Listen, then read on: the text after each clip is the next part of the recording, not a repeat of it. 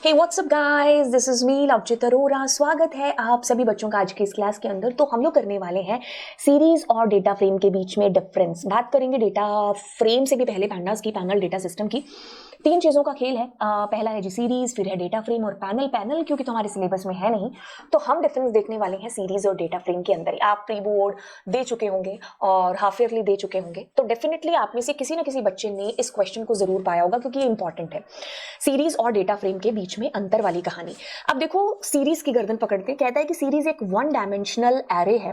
One dimensional जैसे कि आपने अगर एक टेबल को इमेजिन किया, उस टेबल का अगर एक कॉलम हम पकड़ते हैं, जैसे मैंने मार्क्स को पकड़ा, तो ये क्या है, वन डायमेंशनल है। इसमें एक ही तरीके का डेटा आ रहा है, ये एक सीरीज है। ऑल्दो आप सीरीज को किसी भी तरीके से बना सकते हैं, आप उसमें इंटीजर, स्ट्रिंग, फ्लोट, आप कुछ भी है जो लिस्ट, पाइथन ऑब्जेक्ट यानी कि लिस्ट, डिक्शनरी, किसी से भी आप अपनी सीरीज को क्रिएट कर सकते हैं। लेकिन उसके अंदर जो डेटा आएगा ना, वो सेम ही टाइप का होगा। मतलब या तो सारे के सारे वो स्ट्रिंग होंगे, या सारे के सारे इंटीजर होंगे, या फ्लोट होंगे। अगर मान लीजिए आपने मिक्सअप काइंड ऑफ डेटा डालने की कोशिश की, तो वो सबको एज ए ऑब्जेक्ट ट्रीट करेगा। मतलब एक तरीके से मैं कह सकती हूँ कि एक टेबल के अंदर एक सिंगल कॉलम है जो कि हमारी सीरीज है। सीरीज हमारी वन डायमेंशनल है। ओके, सो यस के अब हम चलते हैं आगे और डेटा फ्रेम के पास चलते हैं। डेटा फ्रेम कहता है कि ये है टू डायमेंशनल, क्योंकि इसमें क्या है, रोज का खेल और कॉलम्स का खेल। ठीक है, मैंने कहा ये वाली रो और ये वाला कॉलम, तो यहां पर हम इस डेटा को फैच कर रहे हैं, तो इसमें कॉलम्स होंगे, इसमें रोज होगी, और यस इसलिए ये टू डायमेंशनल एरे है। जैसा कि हमारी सीरीज की बात करें, ये एक क्या है, सीरीज है। ये एक क्या है, सीरीज है। सीरीज है, आप सोचोगे कि क्या बहुत सारी सीरीज मिलकर के एक डेटा फ्रेम बना रही है? बिल्कुल हाँ। सो हमारी सीरीज में डेटा क्या था, होमोजीनियस था। लेकिन जब हम अपने डेटा फ्रेम की बात कर रहे हैं, तो उसमें हेट्रोजीनियस डेटा है, क्योंकि हर कॉलम के अंदर उसके टाइप का डेटा आएगा। अगर मैं यहां पर मार्क्स की जगह कुछ सिटी लगा दूं, तो उसमें सारे के सारे स्ट्रिंग काइंड ऑफ डेटा आएंगे, है ना। तो डेटा हमारा इस तरीके से डिफरेंट डिफरेंट हो सकता है, क्योंकि हम एक पूरी भरी टेबल की बात कर रहे हैं, तो उसमें रोज है, कॉलम्स है, तो हर कॉलम में उसके टाइप का डेटा आएगा। ठीक है, ओके। अब हम थोड़े से आगे चल करके डिफरेंस को देख लेते हैं, क्योंकि तो हम ये चीज देख चुके हैं कि it is a one dimensional. Data frame को हम लोग देख रहे हैं कि इट्स अ टू डायमेंशनल। अब देखो, दो चीजें हैं, एक तो होती है वैल्यू और दूसरा होता है उसका साइज। देखो क्या चीज है, सीरीज की जो वैल्यू है वो बदली जा सकती है, और जो डेटा फ्रेम है उसकी वैल्यूज भी बदली जा सकती हैं।